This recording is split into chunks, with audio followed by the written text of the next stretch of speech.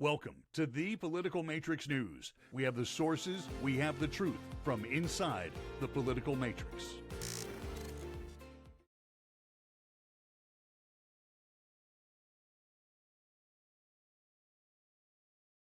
Hey, it's the Political Matrix News. Try that again in 3. Hey, it's the Political Matrix News. We're doing this on Tuesday the 15th. It's kind of scary for us realizing that we are 3 weeks away from the election. Depending on, I mean, it's still scary, however you want to qualify it. I think that the people we're going to vote for, the person we're going to vote for, in addition to Senator Rick Scott, who is on the ballot here in Florida. There are a few other. In fact, a resident of Palm Beach is on the ballot, and I think that we're all at this point optimistic. I'm concerned, but let's never face it. The two things, the most dangerous things, are number one, politics, and number two, sex. And when you mix the two, you're really asking for it. I don't even know where to begin. If I said sex with a 17-year-old girl, the use of ecstasy, going on sugar daddy websites, trips with young women to the Bahamas, and misusing campaign funds, Scott Miller, for 27 bongo bucks, who am I talking about? Me when I was 17. Okay. Or Matt Gaetz. That's where I was going with politics. The intersection of sex and politics. There's Matt Gaetz right there, along with all sorts of people. There's Gary Hart. There was Wilbur Mills, who had a stripper in the reflecting pool. There was another senator from Massachusetts. John, what's his face? The guy that he was running for president, and then his whole campaign derailed when we found out that he was paying his mistress out of his campaign funds. John Kerry. Also, the guy from North Carolina. Yeah. You're talking about Jonathan Edwards. Jonathan Edwards, that was the guy. Yeah, I saw him in Pittsburgh. He was campaigning for the 2008 election, and about 2 weeks later, crash and burn. Yeah. Crash and freaking burn. It's such a long list, and apparently now Matty, while he is the darling of many serious conservatives around the country, including friends of mine, one of whom expressed great disdain for the fact that I was willing to speak the truth about Matt. Oh, Matt's a great guy. I said, dude, we did polling. I hate to use the word, but we did for the 2018 congressional election, him going for re-election for the first time. And one of the responses we got that will always and forever stick with me is, Matt's doing a great job. I see him on Fox News all the time. Yes. An uninformed voter is the biggest danger to the republic of anybody, and we're going to find out that millions of people are going to vote for a woman based on the fact that she is a black female. That's it. That's all they care about, and they're going to vote for her because she's a black female. She's a black multicultural female. No, she's black. She's not Indian. She's not Palestinian, Pakistani. She's not Jamaican. Sure? She's a black African-American woman. Yes, that's what she said. I guess it depends on when you ask her. Yeah. I think she thinks there's other reasons, but, right. I don't think that any people are looking at those other reasons. I mean, Matt Gaetz is, getting back to him. Let's do. He has zero reasons to vote for him whatsoever. He does zero for his district, zero for anybody around him. I mean, he basically hates his district, and he's been on this hating spree here for 8 to 10 years of basically tearing apart and dismantling all the values and all the virtues of our district as being the most conservative district in the nation, held strong with Jeff Miller and even Joe Scarborough when he was a congressman. I think that's where the trend started, was Joe Scarborough. Jeff Miller was a go along, get along, don't make a wave, don't make any news. Conservative as well. Okay. And he was very strong conservative in a lot of areas. I think the trend here is Matt Gaetz, the way they got rid of Ray Sansom, the House, and the way his dad is so Machiavellian. His tendencies ever since he was a state senator, and his power hungry, methods just went out of control. And basically, I mean, the sex addiction and the drug addiction, allegedly with Matt Gaetz, I mean, he had it in college. He had it. And I know people here in Gainesville that went to high school with him and went to college with him, and he was like that and his personality was like that throughout the entire time. However, most people didn't think he was going to make anything out of his life. They had no idea his dad was that powerful. Nobody knew the relationship. This is where politics and sex, like you say, when they mix together like that, can be very dangerous and can create some very powerful things. Now, most people fall down off the edge. Matt has been able to survive through all of it. And I mean, he survived longer than Gary Hart did. He survived better than Jonathan Edwards or the Louisiana senator who also went down whenever they were trying to go after the whole Bill Clinton issue and everything. He was the Speaker of the House for a few weeks. And we had, what's the congressman here in Florida? You've got Bob. I think he may have been. Bob Thompson. Yeah. Yeah, Bob Thompson, whenever he went down. I mean, and so we had a lot of people who have not been able to last as long as he has. But he has seemed to been able to Teflon. Well, it's less about Teflon. You think about the people that have run against him. Everyone who has ever run against him has either been grossly underfunded or grossly incompetent. Yes. You know, and especially once his dad became Senate president, his dad was able and got that Triumph Gulf Coast. He got that Triumph Gulf Coast thing running. He wielded that thing like a hammer. How much is he raised right now in his own race for state and Senate?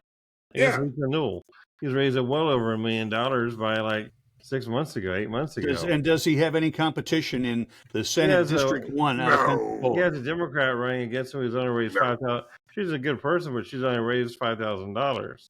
Yeah, $10,000. That's what I'm saying. He hasn't, you know. Whenever you're outfunded, it doesn't matter.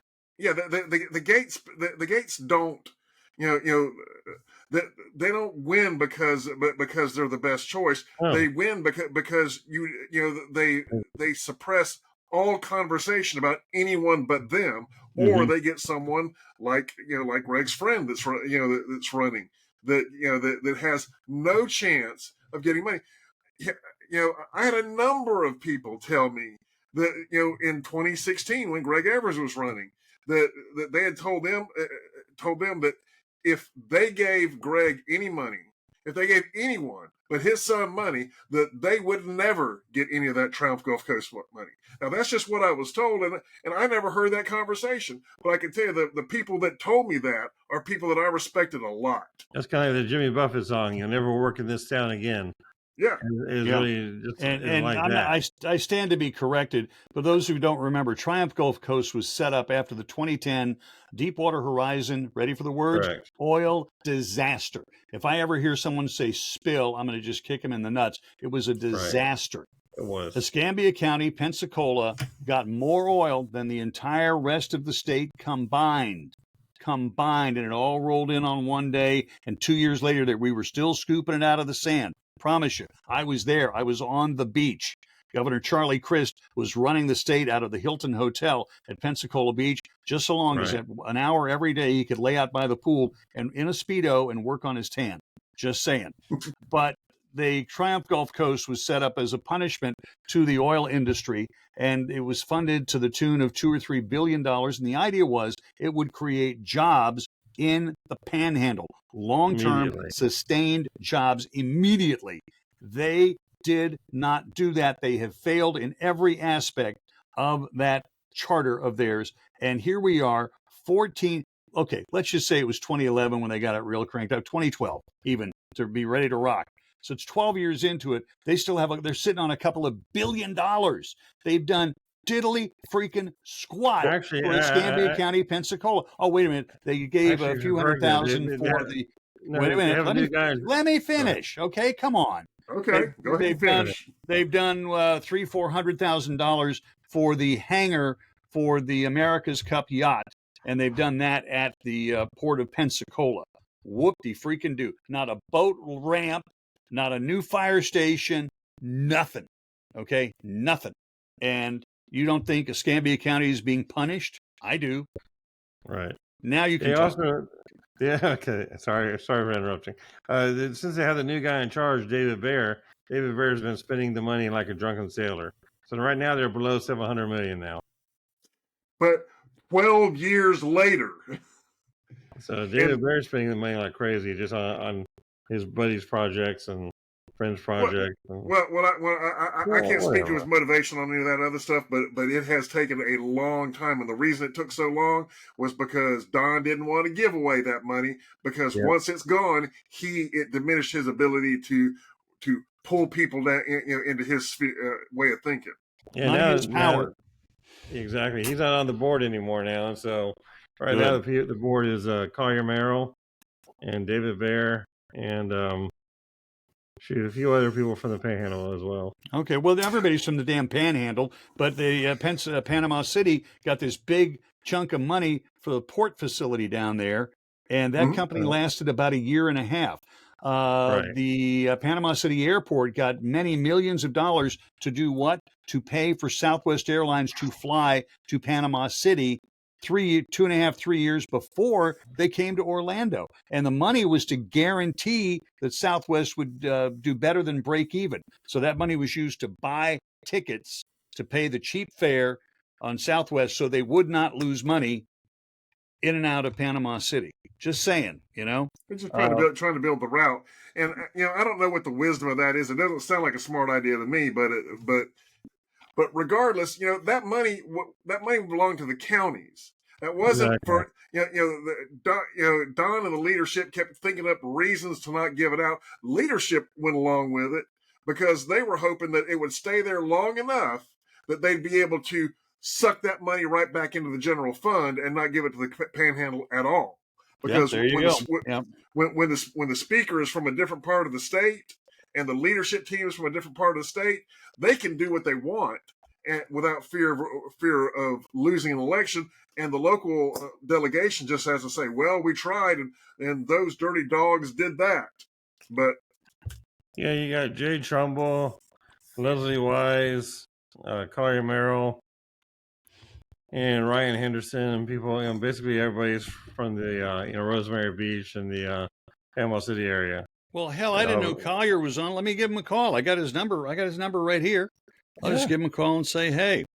So Jay Trumbull was on it. But we were talking about Matt Gaetz and his problems. Here is a story on NBC. Representative Matt Gaetz' ex-girlfriend testified to a grand jury why prosecutors are loving it. The other story, turns out, was not October the 7th of last week. It was October the 7th of last year. So don't I feel a little bit stupid for seeing that piece right there? But apparently this goes on to say it's all about, since Kevin McCarthy, Gaetz ramrodded booting McCarthy out of the Speaker's office, this is McCarthy's payback to Gaetz, and I have absolutely zero problem with that. None whatsoever.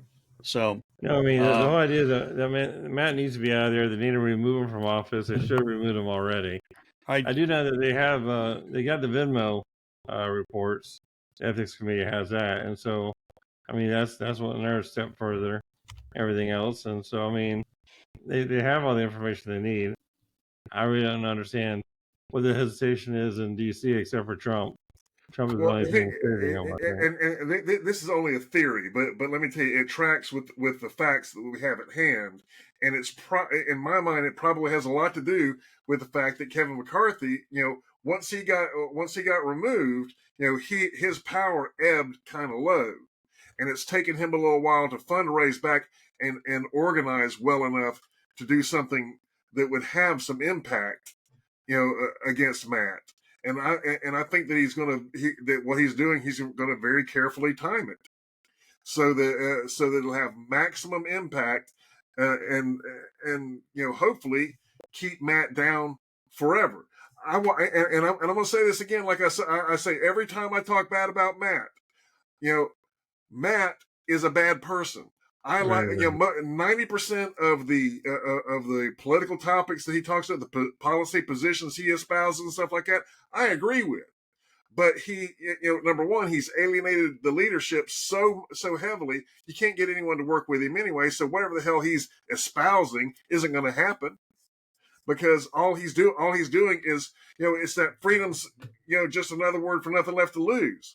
Well, when you don't have any credibility in Washington, D.C., it doesn't matter if you mortgage it, because it's gone anyway. He gets to do what he wants to do and say what he wants to say, Exactly. just because he doesn't care about losing his political capital. And last week, while Florida was facing Hurricane Milton, you know where Matt Gaetz was? Any idea? I'll tell you. He was at a log cabin Republican fundraiser in Pennsylvania, in a little town I've never even heard of.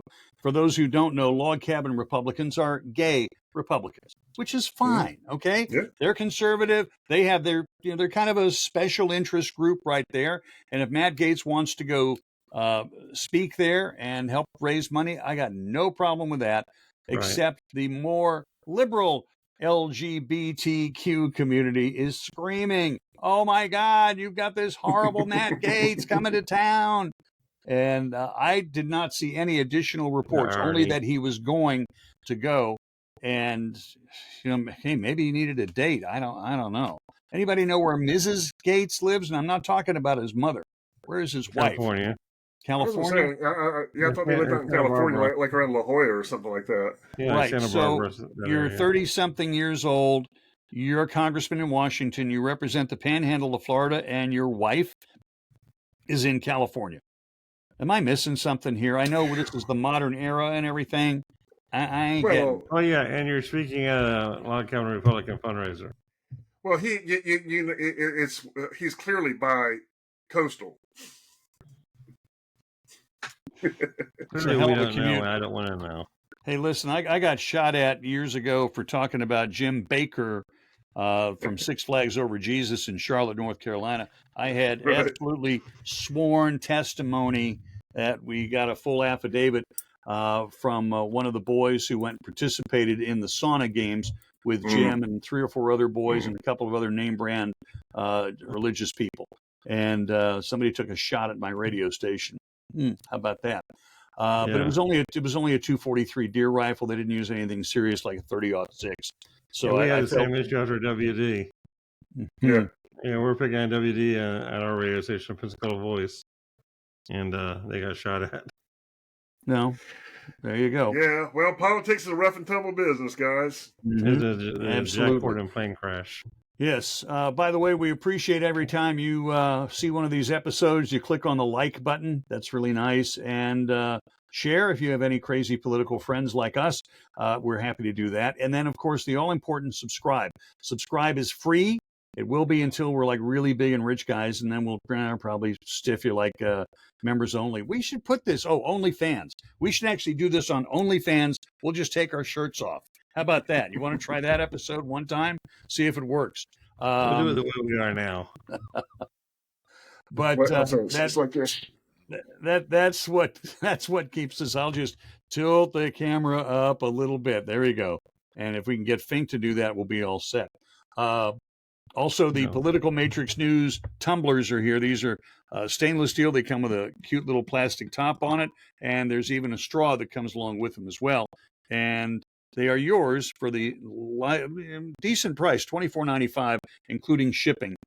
We also, if you don't like that one with 4 logos on it, I'll turn this as we go around. If you don't like it with 4 logos, we can do better. If you really want people in the next county to know that you are watching the Political Matrix News. So we have both types, big print, small print. We have them available, again, $24.95 delivered. Whatever jail cell you're in, you can use it to dig out.